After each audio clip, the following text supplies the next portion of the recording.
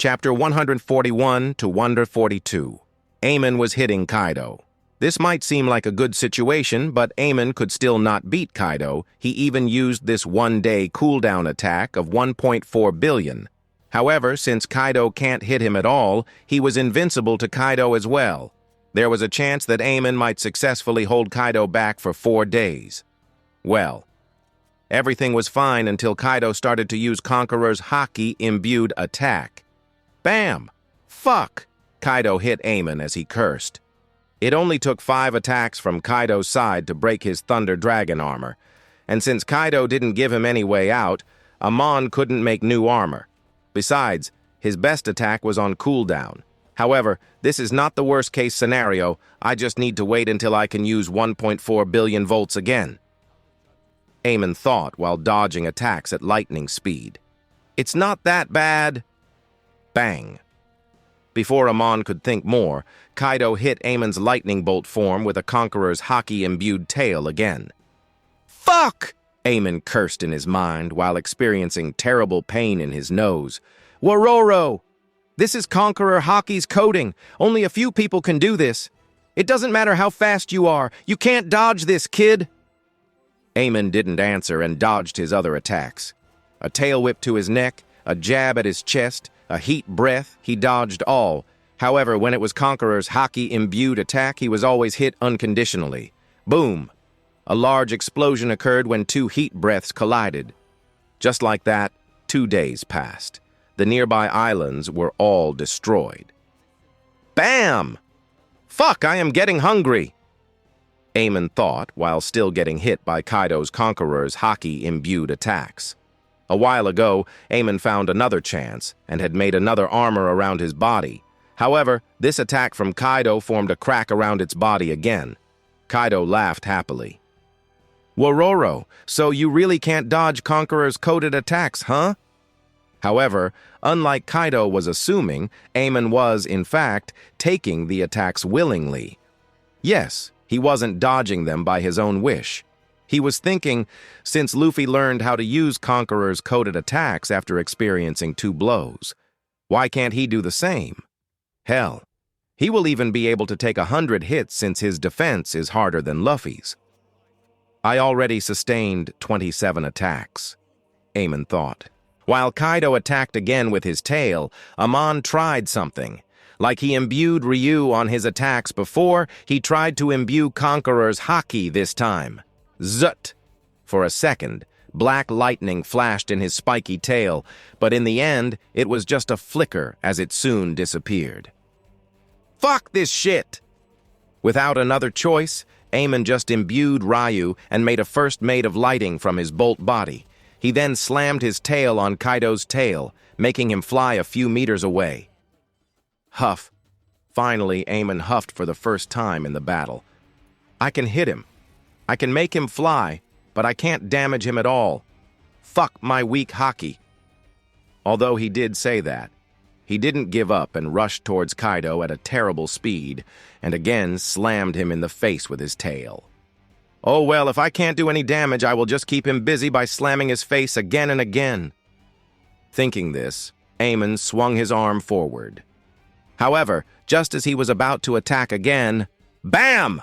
Kaido slammed Amon in the face and broke his armor again, forcing him to transform back into his human form as he coughed out blood, flying many kilometers backward. Falling above a cloud, Amon managed to float in the air. Looking at Kaido, who was rushing towards him, Amon gritted his teeth. Fuck me. Kaido laughed as he came close to Amon, whose face was unrecognizable from blood. Kid, looks like I have to get serious now. Amon could only garnish his teeth in response. Finally, 4 days had passed after Kaido and Amon started to fight. In the end, Amon lost and fled in a random direction.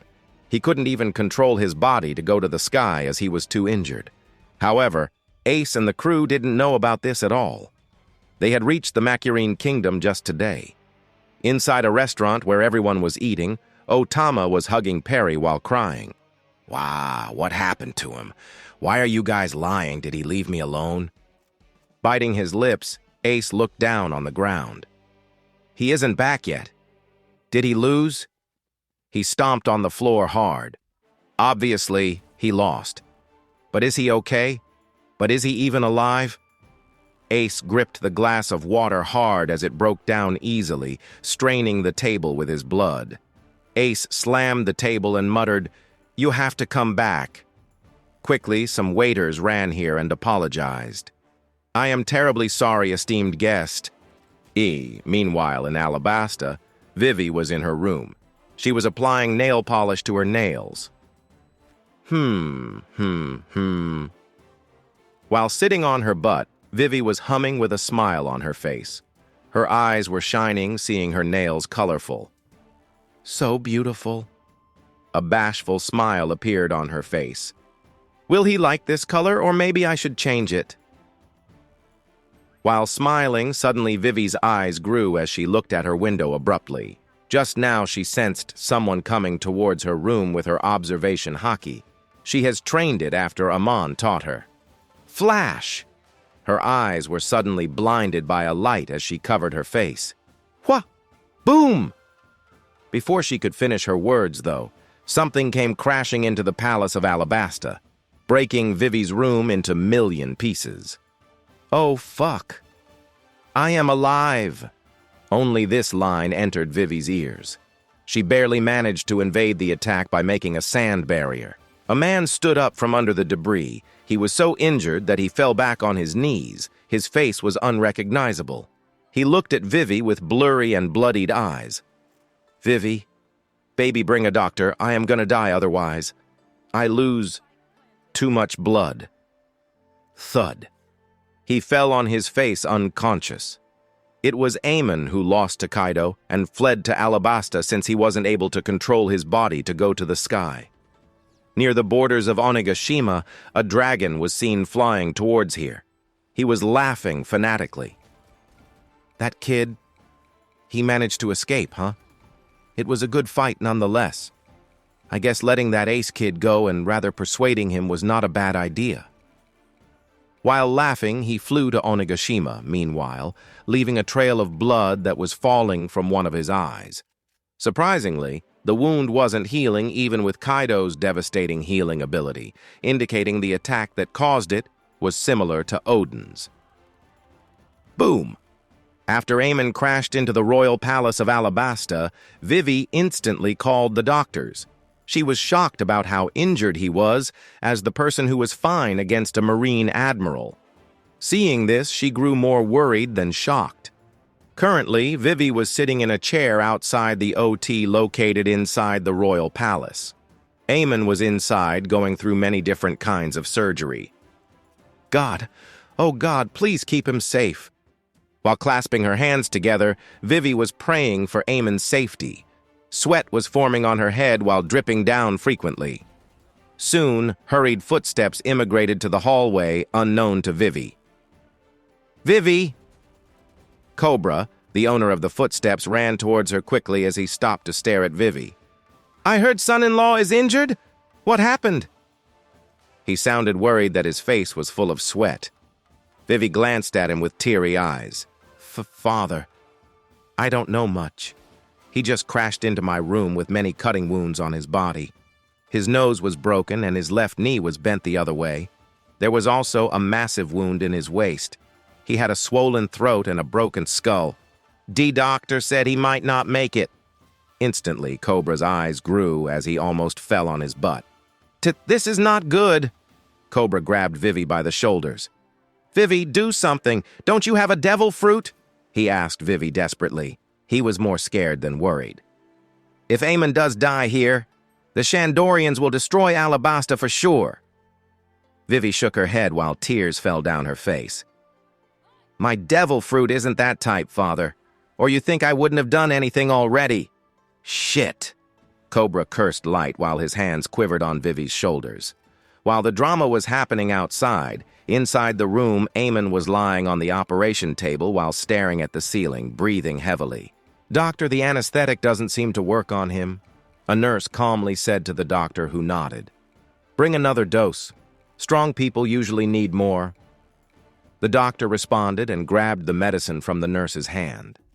Before they could inject more anesthetic in Amon's body, though, he retorted, "No need. They won't work on me, doesn't matter how much you put in. It will just be a waste of medicine." Oh, okay. The doctor nodded and went on the other side to check the X-ray. "Oh my gosh. Most of your bones are shattered. Many pieces of broken bones entered your sensitive organs. One of them is even close to your heart. This is a critical situation." The doctor looked worried as he checked the X-ray sheet. "Without anesthetic, you will feel terrible pain unless you lose your consciousness." Hearing them, Amon cursed in his mind. Poison resistance was supposed to be a perk, not a curse. Damn it. "Doesn't matter," continued Doctor, Amon said after a sigh.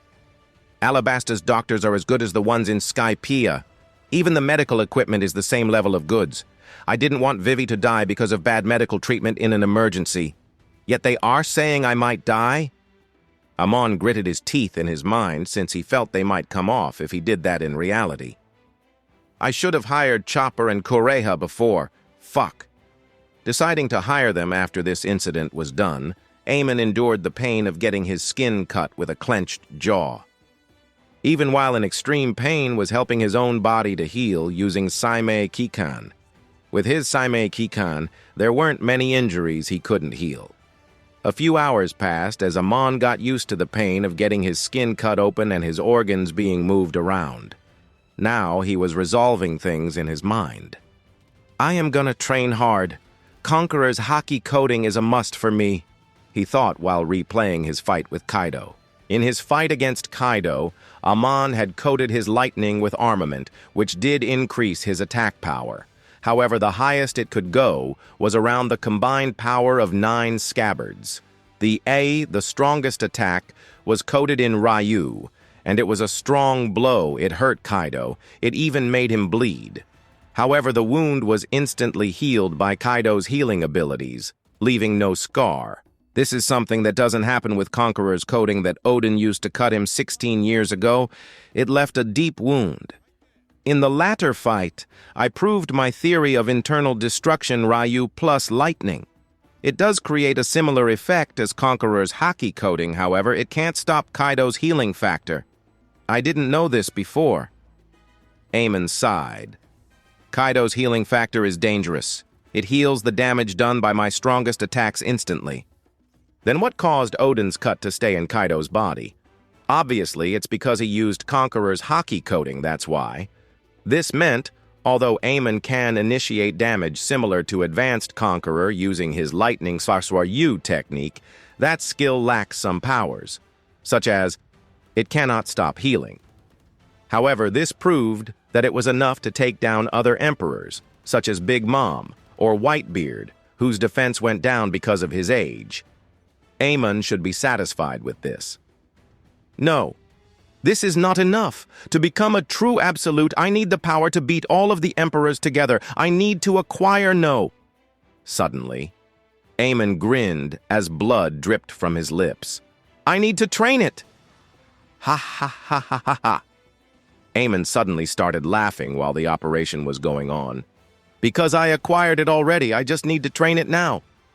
Amon screamed internally.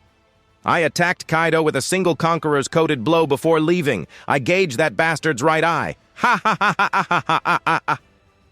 At the end of the fight, Amon was able to attack with a Conqueror's coated attack. Maybe it was the fruit he gained after getting hit 96 times, or maybe the fruits of his training. Even he did not know it. Cough! While laughing, Amon choked in his own blood and lost consciousness. And with this, Amon had entered the League of the Emperors. Ah!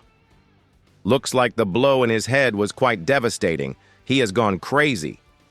The nurses in the room whispered, and only stopped after the doctor shouted at them. Though they didn't know, Amon was truly happy. He would have jumped up and down if it wasn't for his condition. That night, in Gran Tesoro, Rocky was standing on the rooftop of the ship with 2 ladies on both sides of her arms. She was smoking a cigarette, something she only does to look cool and badass around the ladies. While Rocky was talking with the ladies, Short Motor, who was eating while sitting in front of her, said, "Goddess, you shouldn't smoke. It will harm your body." Although Motor did say that, he took the chance to capture a good photo of her using the lenses in his eyes. "Oh, shut up." Reiki casually showed her middle finger. Short Motor didn't mind it and observed her face with dreamy eyes. She changed quite a lot after taking the angel serum a year ago. She looks like a real angel now. Boss had this in his mind when he handed her the potion, didn't he? Or maybe I am thinking too much. Short Motor thought while looking at Rocky, who looked nowhere near to her canon counterpart. In one word, she looked simply breathtaking. Her white jacket saturated the black shirt she was wearing below. Her black waist-length hair exhibited her dominance over the night sky, while her midnight blue eyes radiated the will of a conqueror. Her thin lips were like strawberry slices, sweet, using which she was smoking the harmful cigarette. Image here. Short Motor couldn't bear seeing her lips kissing the cigarette as he shook her head. "Looks like I have to resort to the final card," he thought and opened his mouth. "Lady, if you don't stop, I'm going to tell boss," he said like a gentleman as Reiki snapped. "Shut up, kid. You want me to cut you into a million pieces, you piece of robotic trash? You think I will let you live after bro gets over me?" Reiki hawked at him as he backed off frightfully. Seeing this, Reiki rubbed her temple. Ugh, so annoying. The two ladies beside her chuckled, seeing her violent tendencies. Reiki ignored Short Motor and went back to talk with them. Suddenly, while Reiki was busy, a phone call reached Short Motor's inbuilt dial. It was Robin's phone call. He received the call as his eyes instantly arched up. After cutting the call, he looked at Rocky frightfully. Lady, Miss Robin called me. She said boss is mortally injured. He is going through a serious operation in Alabasta." "What?" Instantly, Rocky's face froze as the cigarette fell from her hand. Her lips quivered and her eyes went teary. Sweats formed in her forehead as she turned around and started running fast, ignoring the ladies. "You robot, follow me quickly. We are going to Alabasta," she yelled as Short Motor followed her too. He was worried too. "Who the fuck dared hurt my brother? I will kill that bastard!"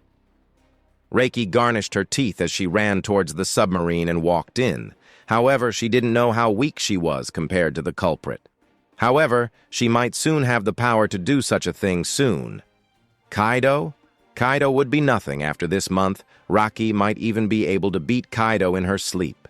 Rocky, the spoiled girl Amon genuinely cares about, would soon get a power boost. She will grow into a monster that will match Amon himself.